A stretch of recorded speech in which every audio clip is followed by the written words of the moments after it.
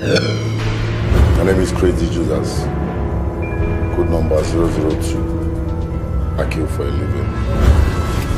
Teresa Taylor. Code 011. I kill for a living. Ganda Costa. Code number 001. I kill for a living. Jide Jaguar, the new member. Code number 015. I kill for a living.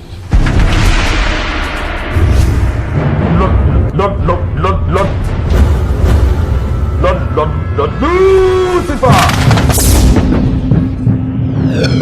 Code number 000.